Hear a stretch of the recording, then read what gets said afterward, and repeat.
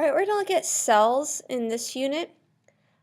Make sure that you have read either chapter 4 in either the OWL book or the Penguin book, because you're going to want to reference that and review all the different structures that we're going to hear about today.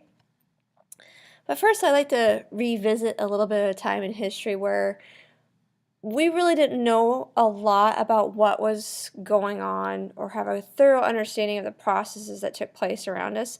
And we kind of had some crazy thinking, particularly between the 15th and 17th century.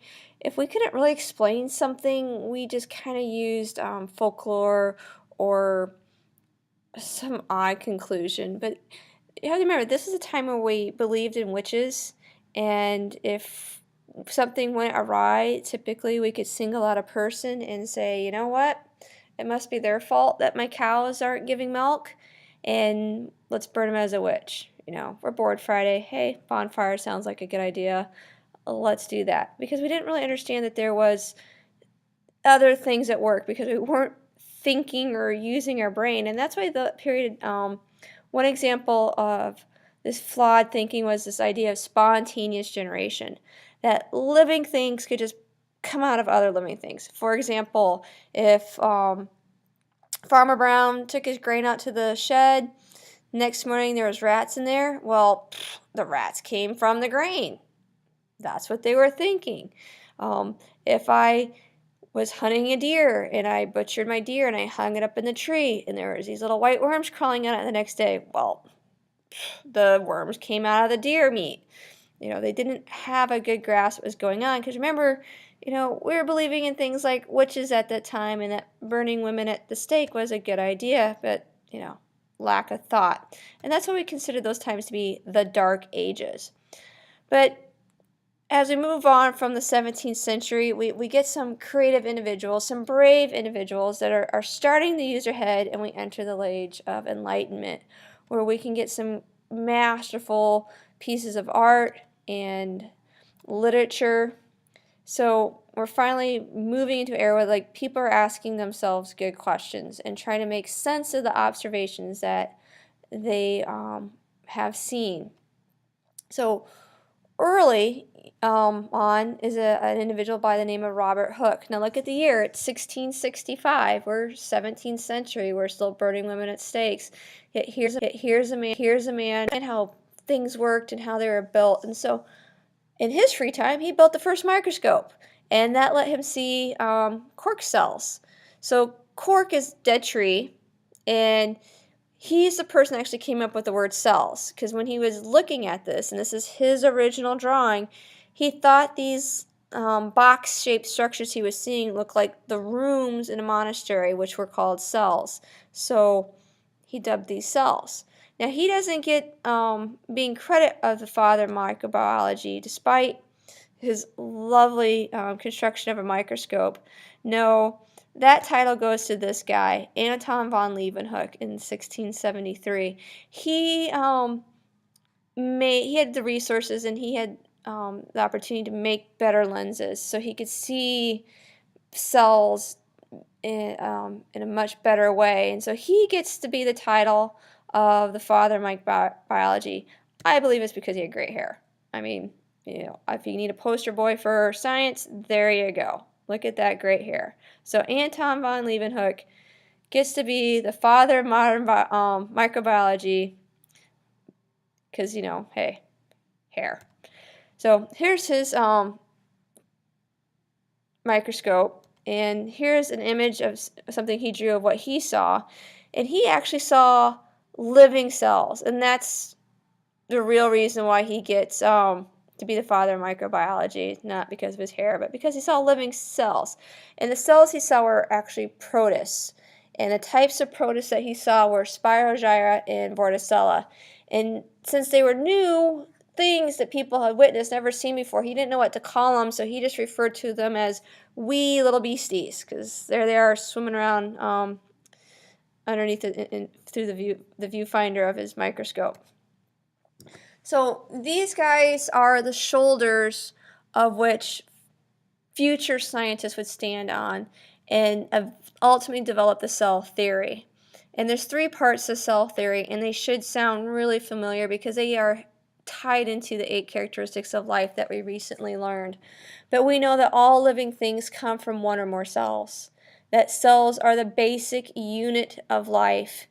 And the key thing to understand from what they gathered was cells can only come from other living cells. Okay, no more mice popping out of the grain bin. Cells come from other cells. So to review how heavily these tie in there, we got organization, we got cells. Cells maintain metabolism, they respond to their environment, they change, they reproduce, all that stuff.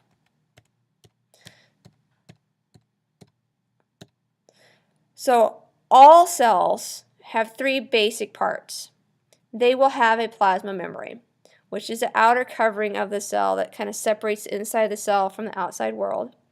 There will be cytoplasm, which is the fluid that fills up the inside of the plasma membrane. And there's going to be a place where I can find the DNA. And I'm going to reference it as they're going to have DNA because a lot of students get confused on nucleus and a nuclear area and how that helps differentiate the different types of cells. So just remember that we've got DNA, we've got cytoplasm, and we've got a plasma membrane in every single cell. Doesn't matter what type it is or where it comes from, all cells are going to have those 3 things.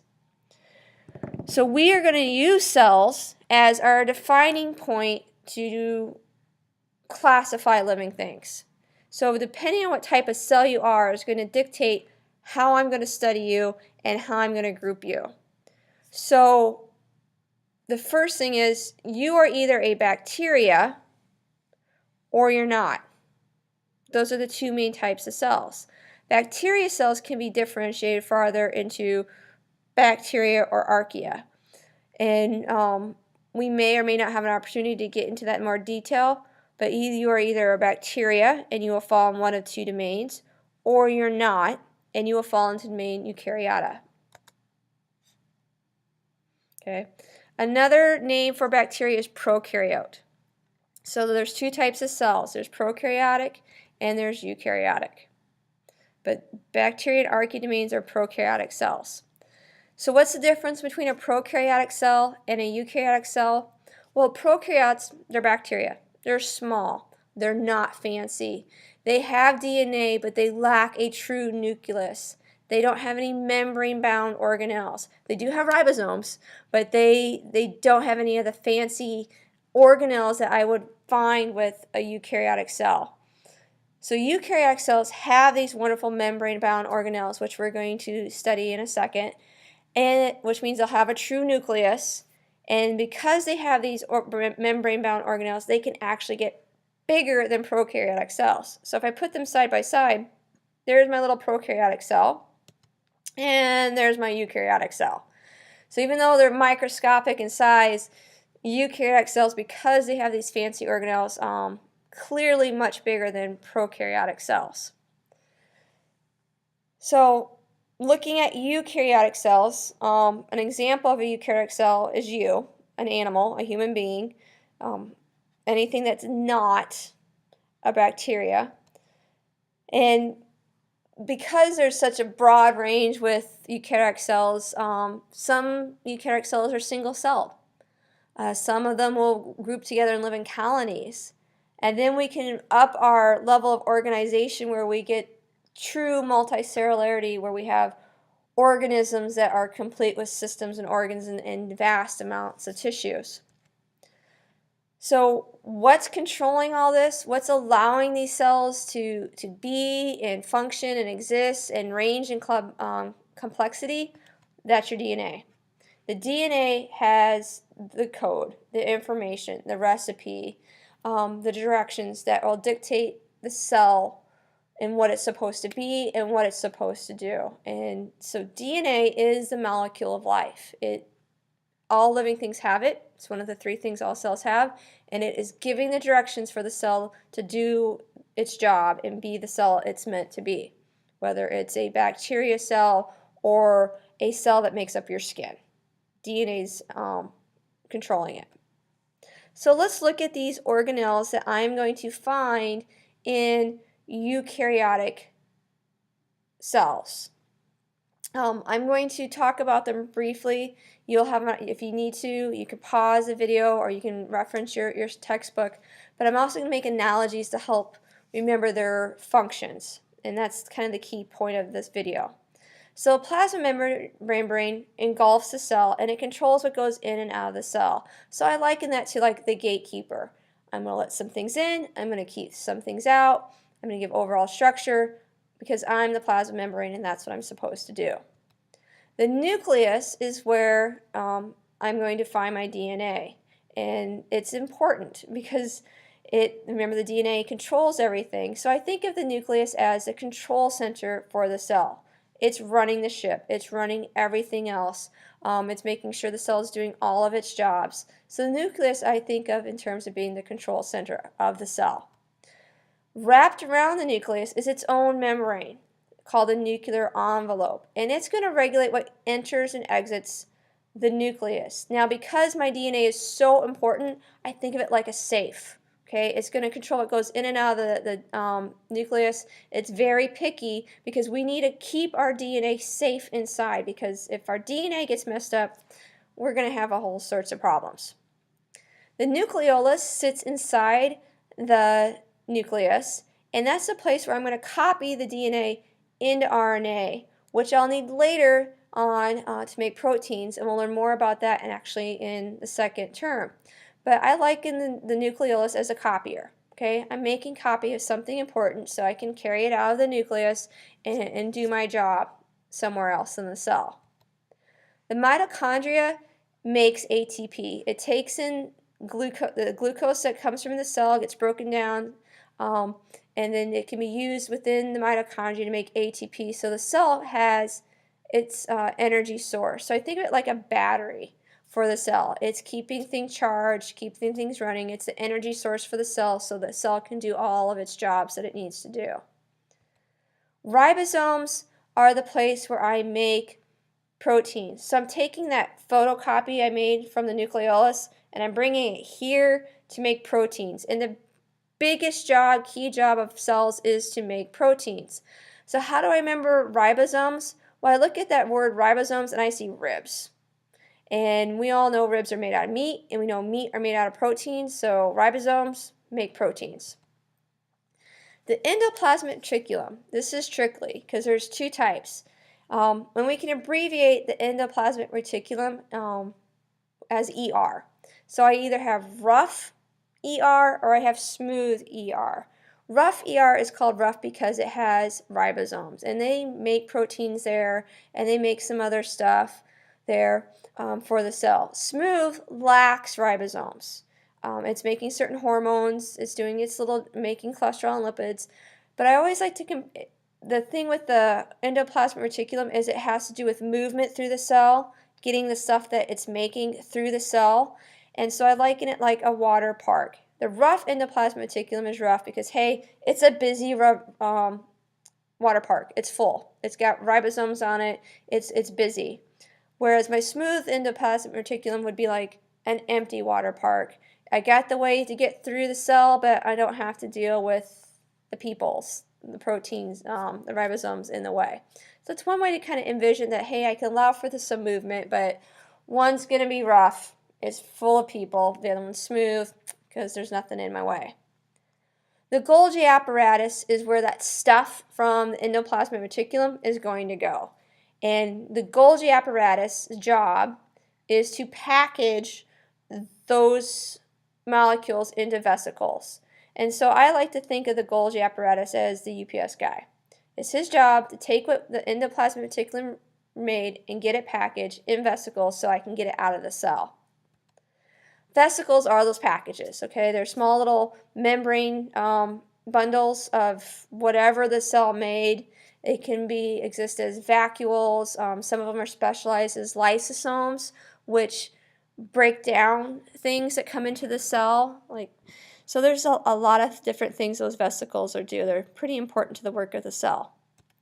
The cytoskeleton are just little tiny tubules that go through the cytoplasm and make connections with the membrane, and it gives some structure and support to the cell, so it's just not like a bunch of goo floating around and nobody has a place to kind of sit and work. Now we're looking outside the cell on the plasma membrane. There's two structures. One's called a cilia and the other one's called flagella. And cells may have just cilia, they might just have a flagellum, but it's all about movement. And the difference to remember with cilia is they're short little hair-like structures and they tend to be numerous in number. Flagella are long tail-like structures and they exist in like 1 or 3. Okay, there's not a lot of them. But it's all about movement. So the cilia to the left might just be about moving something across the tissue, sweeping stuff over, where the flagella is about swimming.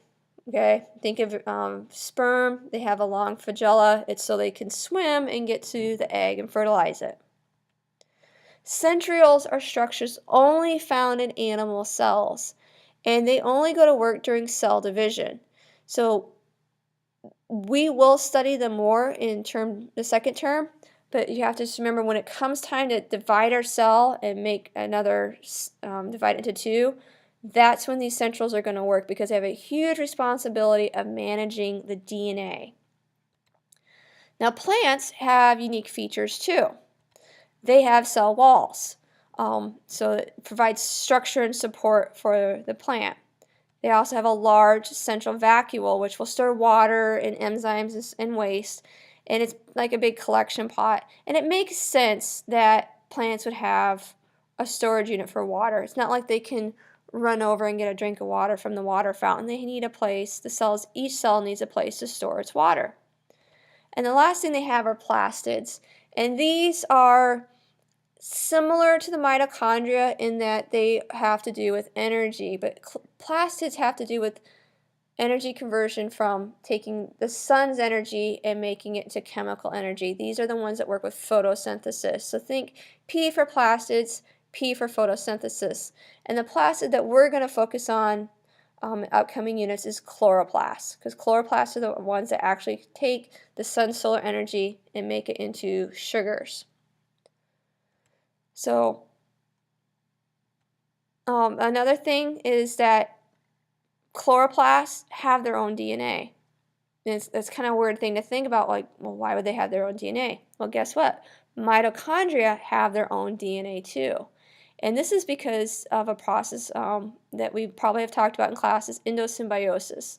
That a long time ago, some poor little bacterium got eaten up by a bigger one and didn't die. Instead, it lived on inside the cell and then eventually began to work for the big cell that ate it up. And over billions of years, instead of remaining a living cell, it evolved into an organelle. But the DNA that it still carries tells us that one time it was a living cell.